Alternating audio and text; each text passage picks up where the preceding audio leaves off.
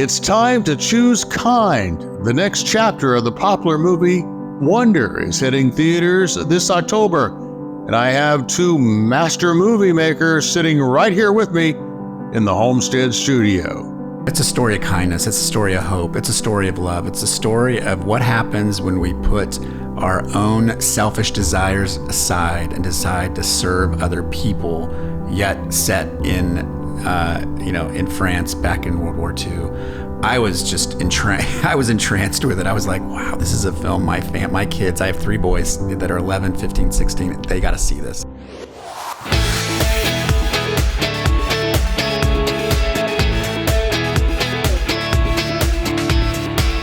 And this is CIA, Contagious Influencers of America.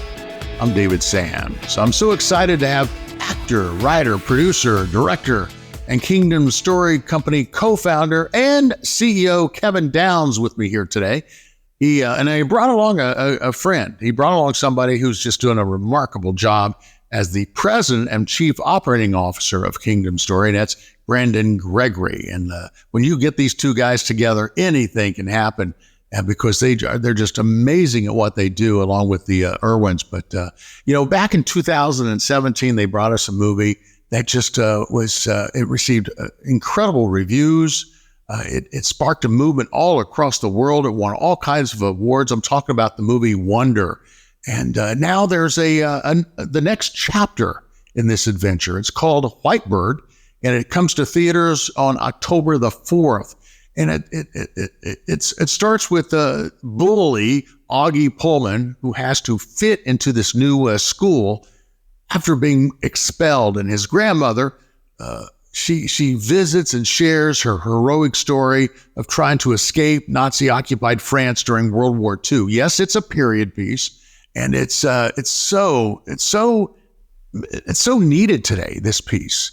It's just the message is just so remarkable. So I can't wait for you to hear about this movie. I can't wait for you to hear from Kevin and Brandon regarding everything they have going on over at Kingdom Story. One of my favorite places, one of my favorite movie makers, Kingdom Story. They just have been on a roll and brought us so many good films. So let's get right to it. First, let's take a look at the clip from Whitebird, and then we'll get right to the interview. From the best-selling author of Wonder and the creators of Jesus Revolution comes Whitebird. I'm sure your father has told you stories about when I was a young girl. Hope can lift you. You stay with us, okay? Courage can save you. You're the bravest person I've ever met. Love can free you. When kindness can cost you your life, it becomes like a miracle. From the director of Finding Neverland, Whitebird, rated PG-13, may be inappropriate for children under 13. In theaters October 4th. Tickets and showtimes at whitebird.movie.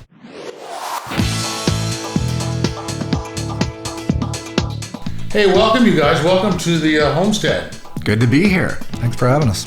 So first of all, I know you guys have this great collaboration working together along with Andy Irwin. So tell me how you two do in fact work together.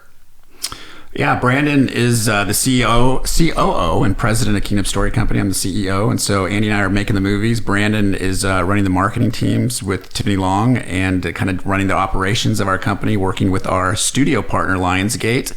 And we strategize together on the slate of films that we release. We got 4 this year. They're all incredible.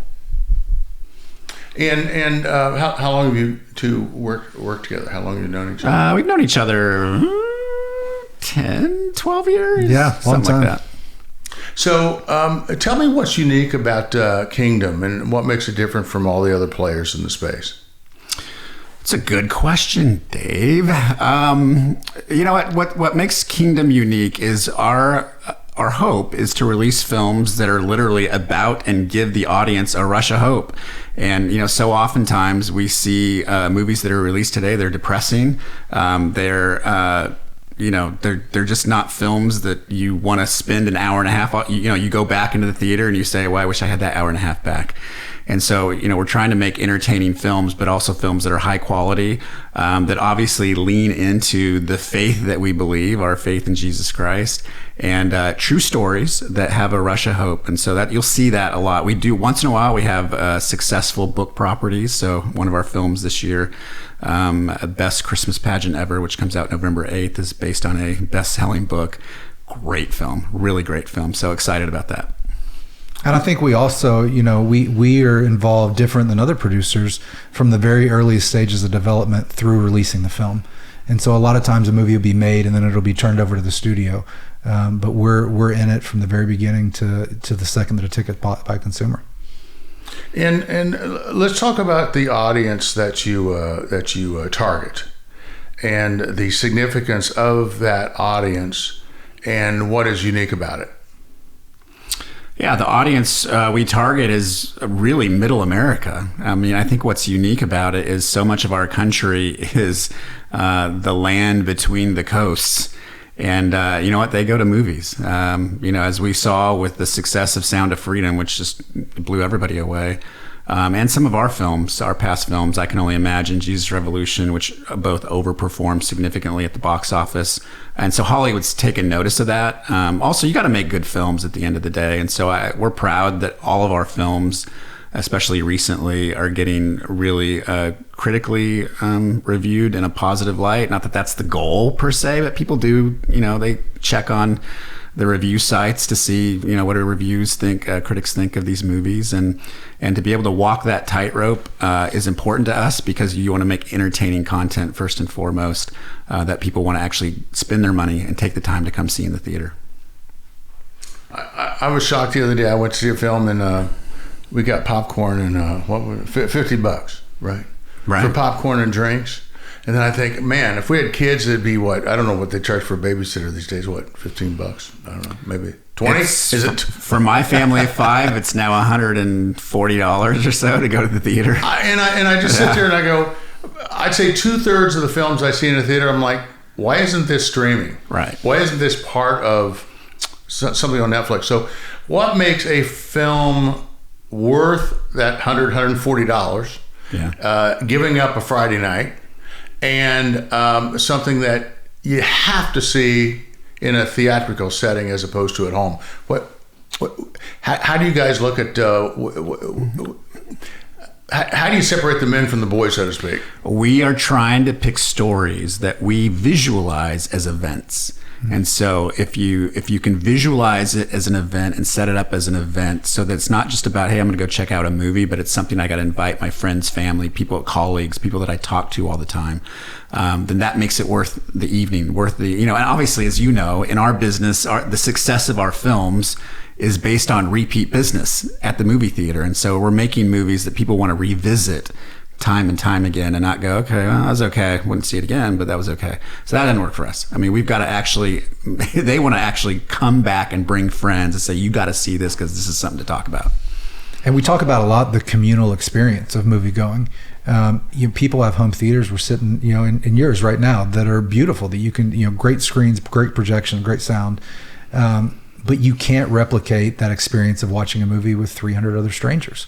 And so our films are really made to be experienced together, to feel that emotion in the room, to laugh, to cry together, and then to leave the theater and talk about it together. Mm-hmm. So that communal experience is something we believe deeply in, and sort of have that lens that we look through on every one of our films that we're developing. Is it an experience that people have to see now, they have to see in the theater, and they have to see together?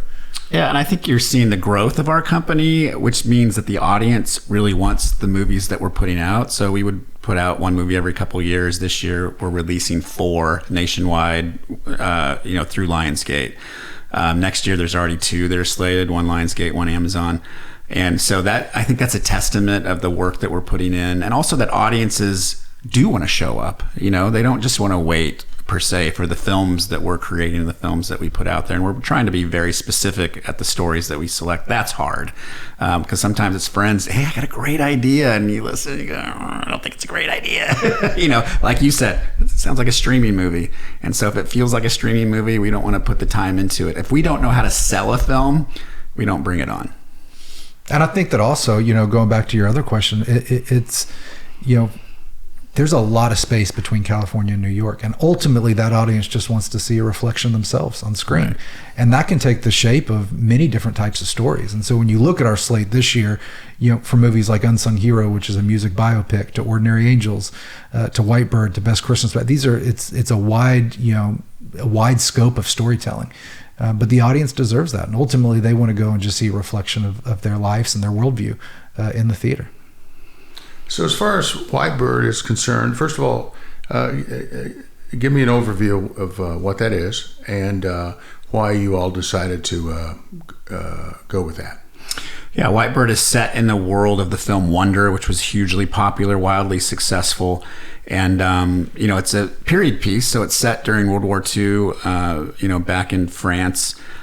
Great cast. Helen Mirren does such a great job. She's actually the narrator throughout the whole thing. And then you see a couple of the return actors from the film Wonder. But it's a story of kindness. It's a story of hope. It's a story of love. It's a story of what happens when we put our own selfish desires aside and decide to serve other people, yet set in, in France back in World War II. I was just entranced with it. I was like, wow, this is a film my kids, I have 3 boys that are 11, 15, 16, they got to see this because it will change them. And a high quality, that's the thing. We tried to. So Lionsgate brought this film to us. We were not on set when it was produced and made. Incredible director Mark Forrester made it. He's done a lot of high profile films. And they said, hey, we think this film will resonate with your audience. And so we watched it, and unanimously, everybody was just in tears as we all watched it as a company. And literally we're like, okay, we've got to be a part of this because people need to know about this, especially what we're going through as a nation right now. So that's October 4th, White Bird. And I mean, really, it's in the most difficult of times, you're called to love your neighbor. And what better message do we need as a country and a world right now than that, and a reminder of that? With everything that we've gone through and seem to be continuing to go through as a country, does that change up your slate? Does that change up your thinking on what... I know, for example, on programming, we sit around here and have programming meetings and think about what are we going to program in November, because there are going to be a lot of happy people and a lot of not so happy people, any way you cut it. Yeah. And we're always we're always the place for contagious encouragement and an oasis from all the noise. But yet we want to give people that sort of feel good, felt need, that comfort that they're looking for. So how do you all program a year in advance? I'm sure you look at 2025 differently than you would have 2019. Sometimes 2 years, right? And so it is hard to try and figure out, okay, what's our country going to be going through when this movie, Jesus Revolution, when we released that was difficult. That movie was mounted 4 weeks away from starting, and then COVID hit and we shut it down. And actually, when Lionsgate came back and asked us, hey, we should revisit Jesus Revolution with Brent McCorkle, and we changed directors. Brent McCorkle, John Irwin came on to direct the film and actually did a complete rewrite from the script. We were 4 weeks away from starting because we believe that what the nation is going through right now is changed. It's totally changed. People are being told to, at that time, stay in their homes. You can't come out. You got to do this. You got to do that. And so we adapted the script to what we believed would be happening, almost too much, because right before the movie came out, there were these revivals that were breaking out in college campuses, and we are actually getting blamed for those things happening. I'm like, look, I wish we were that smart, but we're not. Of course you were getting blamed. So it's hard. To answer your question, is very difficult to forecast, but that one was one where we actually had to try our best at what would happen, and I think it worked out really well. For our films this year, Christmas Pageant, we've been working on for about 4 years with Dallas Jenkins, who does The Chosen. And so that one's just it's unlike any film that we've ever done. It's just a feel-good family. I mean, I wouldn't say even it's a comedy, because it's going to make you cry. It makes me cry every time I've seen it. I've seen it 50 times so far in post-production. And but we've never had a film that's so inclusive to the entire family. So like kids from 4, 5, 6, 7, 12, 15 are going to love the film because most of the cast are these kids and they're brilliant. And yet then the film itself is a play of the nativity story. This church doing a play of the nativity story. That's the entire movie, and it's beautiful. Dallas does such a great job in bringing this story to life. So I'm proud of it. November 8th, theaters everywhere. You guys will be hearing about it a lot. The film is really good. I think like Keep the Faith, it's all of our movies, we want them to encourage, to uplift, to inspire, to be a unifying experience in the theater, and especially in this election season with both Whitebird and Christmas Pageant. We hope that it's a place to go and escape and be encouraged with your family in the midst of all the noise. Right. And from a marketing perspective, in order to reach an audience these days, I mean, let's face it, we have so much distracting us. There's so much clutter of the mind. There's so many things wanting our attention. In this environment, how has the game changed when it comes to marketing your films to get people's attention in the first place? It's a lot of grassroots. And so we have a great partner in Lionsgate. We have a national, more traditional marketing strategy. But at the end of the day, it comes down to just time and our audience, a big portion of which is the church, letting them know about the films that are coming, giving them an inside look at it, letting them inform us on how it can be used as a tool for them. And so that's really just time. It's time and consistency of those relationships. And we think about that from the very beginning when we're developing an idea. Is this an idea that our core audience, that the church, that they need, that they want, and that they'll be able to use as a tool? Now, Kevin, at heart, you're really an actor, right? I'm a number of things. Sure. I actually just saw you in a cameo on The God's Not Dead. You never know where I'm going to pop up, so that is for sure. I've never seen anybody that can wear multiple hats so effectively and that's funny. As Kevin. So, going back when you were growing up and you were thinking about this, how first of all, how did you get into acting? Well, acting was my first love. So I was acting in high school plays, and then actually my first major in college was theater. And so I was acting through my third year of college before I decided, my heart was to actually make faith-based films, evangelical films. This is back in the early 90s. And myself and David Wyatt, we were buddies, and we decided just to write a script together and figure out how to get it made and get it sold. And that's literally how the producing careers of both of us started. And never in a million years did I think that I'd be working with this dude who's smart as a whip, and we'd be figuring out movie slates for a major studio in Hollywood that is literally, a Christmas pageant heavy on church-related content, to even Whitebird, which is a little bit of the opposite of that. There's nothing offensive in Whitebird at all. My kids are going to watch it, but it's definitely a pro-Israel movie, which is very cool in this time period, and pro-kindness and just these themes that our churches need so desperately. So to be able to have a studio that wants the movies that we make, I think is such a gift and a blessing. Never did I think. I thought, man, if I could make my career as an actor and support my family, that would be amazing. I didn't think it would ever go this direction. So it's great. And I act once in a while when I have a moment, but the biggest thing for me is the time. I don't have weeks to give, and that's what makes it really difficult. I've certainly been asked, hey, can you come and do this part in this movie? And my first question always is, how much time do I need to give? And if it's more than a week, I can't do it. Mine would have been how much do I make? So the backdrop of this movie is World War II, and why is that relevant to what's going on today?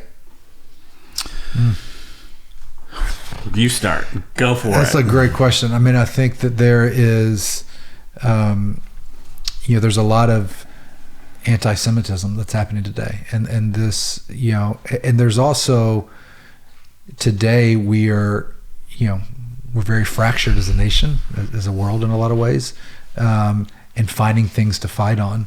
And we forget about the humanity of it all. And again, what we feel biblically and certainly what we try and model as a company in our films is this idea of loving your neighbor. We're called to love our neighbor. And this movie is, a time period that was not that long ago. And you're introduced and dropped into this beautiful story about the power of kindness and the power of loving your neighbor. I think that's something that is incredibly relevant today, that we need to be reminded of as a body of Christ, as a nation, as a world. Just that we are to love on each other. Mm-hmm. And so we love that the movie showcases that in this really powerful way. Again, at a time in history that, though it seems far removed, it was not that long ago. Yeah, I think there's some, as you watch the film, there actually are similarities in the backdrop, whereas so many Americans today are, especially in this election year, where just the news cycle just is, they're trying to manipulate you into what you're thinking. That's my opinion. They do a really good job of it. And, the backdrop back then was a world in crisis, not just countries, but literally a world in crisis where people were literally fearful of their lives. Especially the Jewish people. And so, in today's, people don't know who's going to win the election. There's a lot of fear going on, a lot of fear-based motivation going on by the powers that be in media and politics and whatnot. And so you have some of those similarities, whereas what can we do that now all of a sudden breaks those barriers of politics and to be able to better enhance humanity and just people in general? Like, what can we do to change that? What do we have the power to do to change that? And that is selflessly love one another, no matter what their beliefs are, no matter what their political leaning is. There are things that we can do as a person to be able to impact our culture, our society, our neighborhoods, our communities. Amen. Why has Lionsgate been such a good partner? What is it about? Because we hear all these wild things about Hollywood, and I lived out there for 30 years. I'd say about 80% of them are true. But the reality is that every once in a while you find a good one, and you guys seem to have found that in Lionsgate. I had a similar experience back in the day. You got to be careful who you pick as partners. Yeah. But what makes Lionsgate a good partner for Kingdom? I'm going to tell you this story. I told this story the other day to a very famous actor because they asked the same question at a dinner, and I told this story, and I said, this is so rare in today's climate, but when we did the first test screening on Jesus Revolution, it was at a theater in Southern California, and for those that don't know, studios, no matter what the demographic is, they'll do test screenings to see how the film can get better, or if they should just shelve the film and if audiences are reacting to it. And so we did it, and myself and the co-director Brent McCorkle went out there, and you're kind of nervous a little bit, although we do our own little ones, so we kind of know the audience is going to respond positively, but we don't know to what degree. And I remember coming out of the test screening, and of course the audience, it was like a rock concert like you've never seen before. There were Jesus signs. You never see that because they were just anticipating it so well. But the audience responded in such a way to the test screening. And then we go outside and you get the results in about 3 or 4 minutes because the company that hosts it has these iPads under every seat, and it's done very quickly. And we saw the scores that came in and the comments, and it was incredible, of course. And the head of Lionsgate was there. There are about 15 Lionsgate executives that were present to watch this.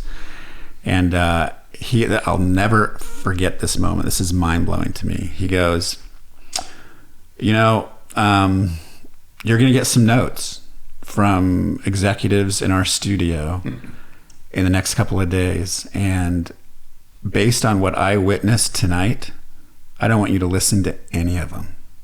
In fact, if you don't want to, you shouldn't change a thing about what this movie is, because this movie represents your faith in a way I've never seen before. And we looked at each other. We were like, did that just happen? Did this just happen right now?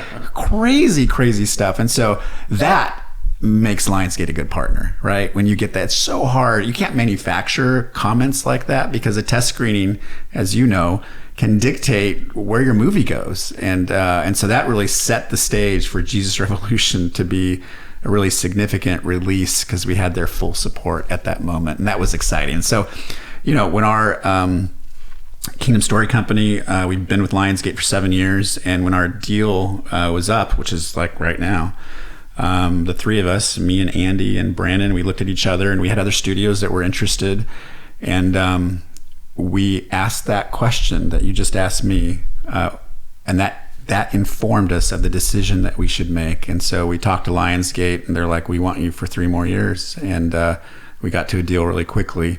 And so we'll be with them for 3 more years. So it'll be 10 years from our first deal that these guys are behind us and releasing movies on over 2,000 screens wide, multiple movies a year. And that's something that you go, we're really fortunate, we're grateful, we're blessed to be able to be in this position.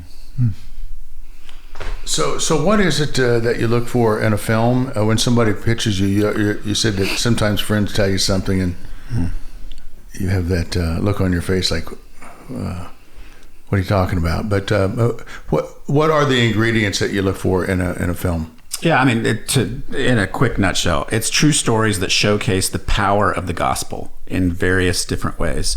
But it can also be in a best-selling book like Christmas Pageant coming up. But all of our films in our history have been true stories that showcase the power of the gospel. Everything that we're working on that's coming forth, aside from Christmas Pageant, is one of those things. And I think why that is because people resonate with true stories so well. That's why Hollywood does it, right, with other genres and other audience groups, because people really connect with true stories in a way that gets them to want to get out of their home to buy a movie ticket and whatnot. They also can make for really great films. I mean, part of our problem is that the true stories that we end up picking, and I'll give I Can Only Imagine as an example, some of the true elements are so incredulous, you have to take it out. And people often will ask, oh, you added this or that. You added those things in to make it so unbelievable. I'm like, actually, no.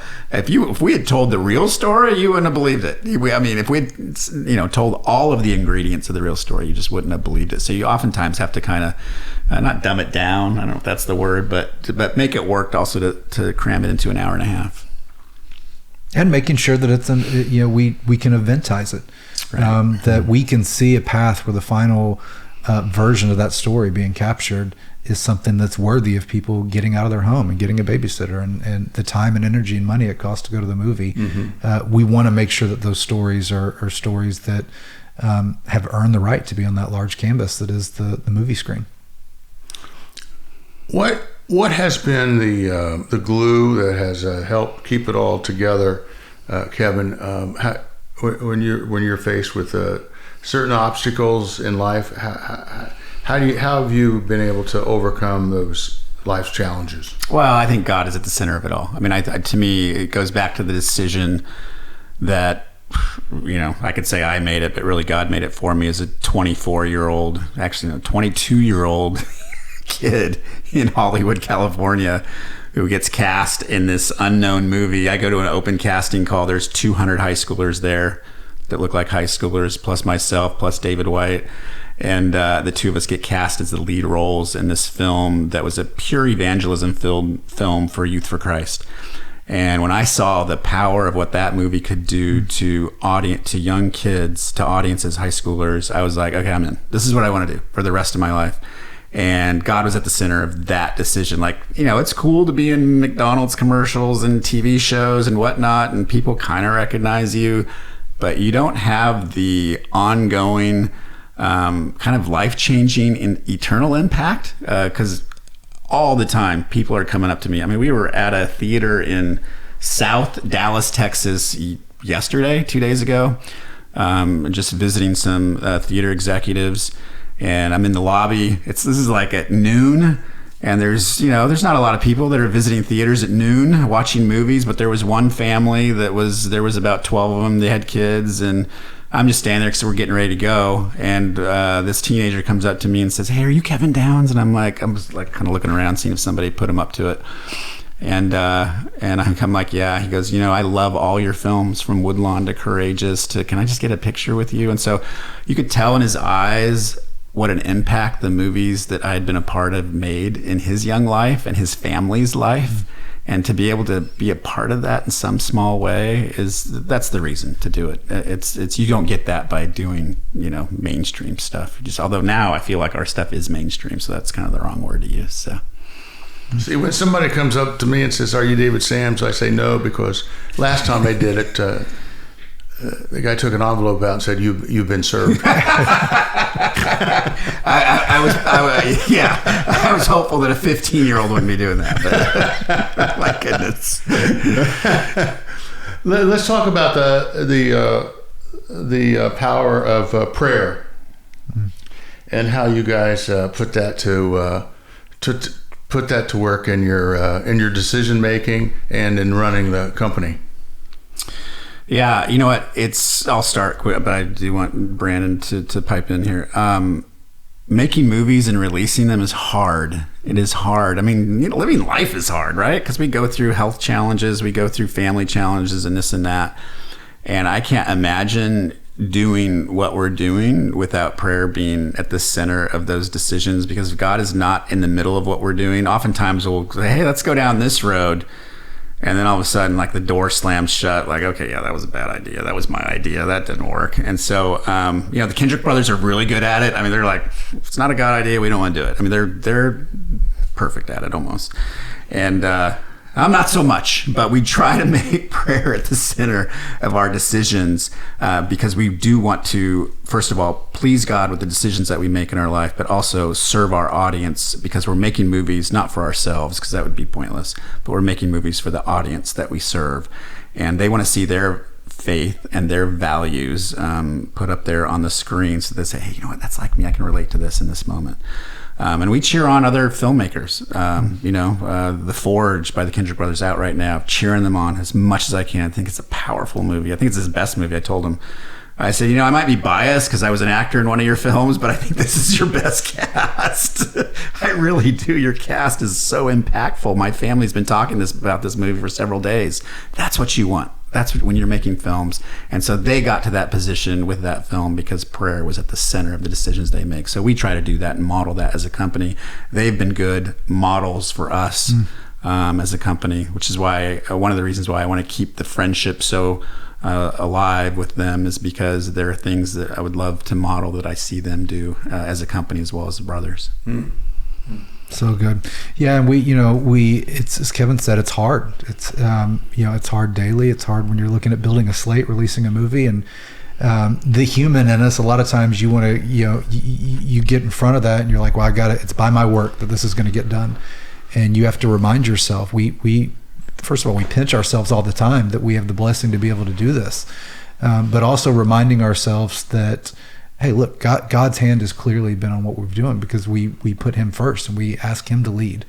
And sometimes you need that reminder. We're such a blessing to have a team. We're about 14 people that are on staff with us that are all incredible people. And we all have good days and bad days. And that's when somebody steps up and they encourage and they remind Kevin and I both, or we do it to each other, and just, hey man, God's hand is on this. Let's take it to him. And so to have a community that we've built of people that encourage and love each other and are constantly reminding each other that the purpose of our work is to showcase the power of the gospel is really a blessing. Let's talk about finding self-worth in your identity in God.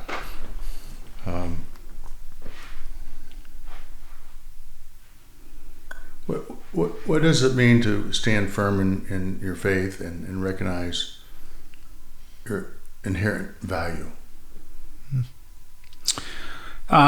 Stand firm in your faith and recognize your inherent value. That is interesting. I have a hard time recognizing value, self-value per se. So that's not something I necessarily think about too much for me. It's hard enough juggling all the things in my life with my family, my kids, and my wife, and work, and making sure that the balance is there properly. Because if one gets out of whack, they all get out of whack. And maybe that's my most significant value is as a father, in the home and being a leader in the home in that way. And so maybe that's where the value is. With the other part of your question, I'm getting to an age, and you're going to laugh. It's like, you're not old, but it's like, you start thinking about, okay, how can I pass this off to the next generation of what I'm doing? Because I don't want to wait till I'm 70 when I can barely, 80 when I can barely move or whatnot, or whatever the number is. Because doing this is hard. I'm already thinking about that, because making movies is hard, because you go on the road, you got to be on the road for several months, you're with production and you're away from your family, so there's sacrifices that go on. And so now, it's like, what can I do to pass this off to the next generation? So a lot of my thought, when Brandon and I talk about it, like, what do we do to be able to make decisions that will impact that? And so at Kingdom Story Company, we actually have, every year we do internships throughout the summer, which is really great to be able to see these young kids come in. Sometimes some of them stick and want a job after college. And so we've hired some that are excelling and advancing in their careers. And that actually excites me, because I'm like, okay, this is working. Because you don't become a movie producer by osmosis or overnight. It's going to take experience and a never give up attitude, to know that things are going to get tough. And as I've told this speech a number of times, whereas if God has called you to do this, you will know. You will just know, whether in the midst of struggle and trial and error. If you want to quit, then God's not called you to do this. I mean, you should probably go do something else. But if you're like, oh no, this trial is only going to make me better in my 20s, which was how I was my brother and I, we were determined to figure this out. No idea why. I mean, it might have been pure stupidity on our part. Who knows? But there was a never give up attitude. It worked out. A never give up attitude of, literally the first movie that we made, I'm going door to door to brick and mortar Christian bookstores up and down the state of California, saying VHS copies, saying, I will give you my movie for free. If it sells, I will come back and collect. And that was the only way, because all it was in the bookstores were cartoons, maybe some VeggieTales. There were no sections of movies, none of that stuff. And so you have to have some sort of vision, and in the midst of failure, because for every 10 bookstores, I might have gotten one yes, even though I was offering to give it to them. They were like, what? Who makes movies? That can't be. They just didn't know what to do with it. And so from that standpoint, reaching the next generation, I think is very important for us as a company and the decisions that we make. And that feeds into the self-value, in my opinion. And encouraging that younger generation, like he said, with interns, with our staff. We have a young staff. With our children. I have 2 young girls. Kevin has 3 boys. Reminding them that their value, as we have to remind ourselves, is not in what the world tells them it's in. I think in today, the technological world we're living in, every phone you're constantly reminded of, what could be a lack of value that you have because you're comparing yourself to everybody else on the planet. And so being able to remind, again, anybody that's on our team, our families, that obviously their value, their self-worth is that they're a daughter or a son of the Most High King. And that's, it's not on who they're comparing themselves to on Instagram or Facebook. Kevin, you mentioned numerous times your first film. What was that? So a movie called The Moment After. So this is before there was a Left Behind. We literally, what it was David and I, we were acting in a movie for a director-producer named Rich Cristiano. He's still around today. That movie was called End of the Harvest. We did not produce that movie, but it was an end times movie. And so Rich was the one that encouraged us, hey, you guys are smart. You guys should actually go make your own movies. And we're like, really? What is that? And so on the plane ride home from the little mini premiere that he had of End of the Harvest, we decided, let's do another end times movie. And what if we were the stars of it, which was really our motivation, was to cast ourselves. And let's just start it the moment after the rapture hits. And that was it. And so neither one of us had heard of Left Behind at the time. And so we were these junior FBI agents, and the movie starts the moment after the rapture, and we're tasked with figuring out what happened to all these missing people. What we didn't realize were there were all these end times ministries that just would eat it alive. I had no idea. But I remember every single day, myself and the director's wife, Wes Llewellyn, Amanda Llewellyn, and myself wrote the script. And every day before we would write, I'm not a writer, which is why you don't see me writing scripts. we would get on our knees and we would pray that God would give us the information and the knowledge to be able to figure out how to write this script. It was every single day for about 3 months until that script got finished. And that's how we approached making films, because we did not know. None of us went to film school. We didn't know what we were doing. But it was a beautiful experience, because it was like literally getting thrown into the fire of, this is how you make a film. And the thing that blew my mind about that film, now looking back after 30-something films and 20-something years later, the lives that were changed on that set. Our crew was about 18 people. There were multiple people just because of the script writing and then having to hear this dialogue over and over again, that were radically changed just from the process of this 19-day shoot of this very overtly evangelistic film. And that has stuck with me forever. And it was like a spark of some gasoline, of encouragement. Like, you know what? I mean, I was sick the first 4 days of filming. I had 103 fever, and I'm supposed to be on camera, and I'm also doing catering, and I'm doing about 5 transportation and doing 5 different jobs. I could not have done that today, having 103 fever, but you power through it, you get through it, and you realize that God's going to give you these moments, these nuggets of encouragement that, you know what, you're on the right path, you're doing the right thing, keep going. So it seems like the one thing that God gave you, it's a big part of your armor, is the ability to kind of push past fear. You don't seem to have a whole lot of fear in your life. Wow, what is fear? I mean, I think what fear is to some people might be different to others. But that is an interesting. I don't know if I've ever been posed that question before. People would look at what we did early on when there was no Christian film industry. Actually, there was a little one, right? They were doing library movies, or Billy Graham every couple of years would do one for CBS. He'd buy out the broadcast and whatever. And so, but there was none. I mean, Hollywood wasn't paying any attention to this. And so to be able to say, okay, we're going to figure out how, and David White and I share the story all the time. I mean, there was a night where we're 22 years old. We're sitting out on his front porch, looking up at the stars in Van Nuys, California. And I remember saying to him, one day, you and I are going to be making films that studios in Hollywood are going to release in theaters all over the country. It's not something I put up on my wall. It was just like 2 little dreamers as a 22, like, let's figure it out type of a thing. And then you flash forward, and he co-founded PureFlix with God's Not Dead, and all the work that we've done with I Can Only Imagine and Jesus Revolution and our slate of films. Only God gets the credit for how that, because we're not smart, literally not smart enough to be able to pull this off on our own. And I mean that from the bottom of my heart. It is so difficult to be able to make a film, and in our case, market and release a film, that it takes God to come alongside in the midst of trial and error and frustration, and some films losing money and some films making money, and going, you know what, you're on the right path, keep going. Don't let this trial slow you down. And because we've had thoughts. I mean, look, after Woodlawn came out, the Irwin brothers and myself, I remember thinking they were ready to quit. We were developing I Can Only Imagine. They were like, man, it was too hard. We couldn't figure out the script. The script was not coming together. And at that moment, I can remember being out in my front yard in Santa Ana, California, and giving the pep talk of my life, going, you know what, God has brought us this far. Woodlawn didn't quite, the movie's fantastic, but the finances didn't quite work out for it.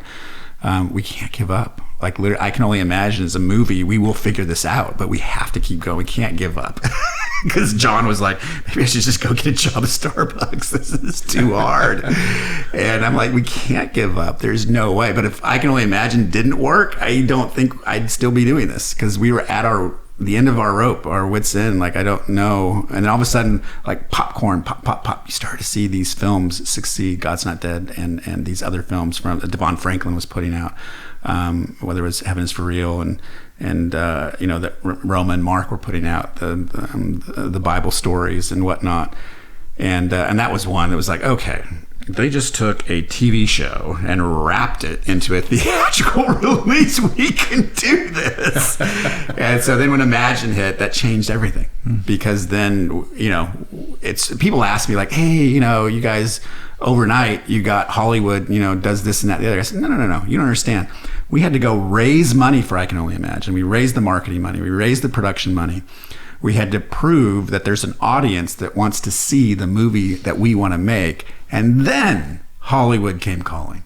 Because if you don't know who your audience is for the movies that you make, you probably shouldn't make that movie unless you're being commissioned to make that movie and you're like a work for hire situation. But if you don't know who your audience is, or you don't have a plan for that audience, probably not a great idea to get your movie made, because that's the only way to be able to break through those barriers and convince studios that, these guys have an audience. No different than A-list actors, right? I mean, they're hired because of their social media feed and whatnot. We're in the same boat. We're proving to Hollywood that there is an audience that wants to go and see our films. Well, gentlemen, thank you so much for stopping by the Homestead, and I wish you much success with this release. Thank you for having us. Thank you so much. Thanks again, Brandon. Thanks for Kevin for stopping by the Homestead. I'm just so delighted that they could take time out of their busy day to stop by here. And thank you to all the folks at Kingdom Story for all the wonderful, wonderful work you do. Whitebird hits theaters on October 4th. Head on over to whitebird.movie to get your tickets in advance. And be sure to tell all your friends this is a great, great, great film. And I know you're going to really enjoy it. And I want to thank you, too, for stopping by and supporting us with this podcast. We're just every week. It's just the guests just, I just can't tell you. I so appreciate our staff for bringing on some of the best, some of the finest, and some of the folks who are just lifting our spirits and lifting up all the wonderful projects that are coming to our eyes, our ears, it's amazing when you really think about it. There's so many thousands of channels now, but there's just so many wonderful, inspiring projects that we have an opportunity to support these days. So please do support both Christian and inspirational filmmakers like at Kingdom Story. Okay. And also I got to lift up the folks at Lionsgate in Hollywood for also getting behind these projects and supporting us. So thank you so much. I'm David Sams, and this has been CIA Contagious Influencers of America, the podcast from the producers of the #1 syndicated faith-based show in all of America, and that is Keep the Faith. Check out our website at KeepTheFaith.com. where you're going to find all kinds of goodies to watch and listen to. And, of course, to listen to all of the podcasts that we've done. For Contagious Influencers, you can go to contagiousinfluencers.com. Until next time, go out there and live that life in living color, because it sure is a heck of a lot more interesting than living it in black and white. I'll see you next time.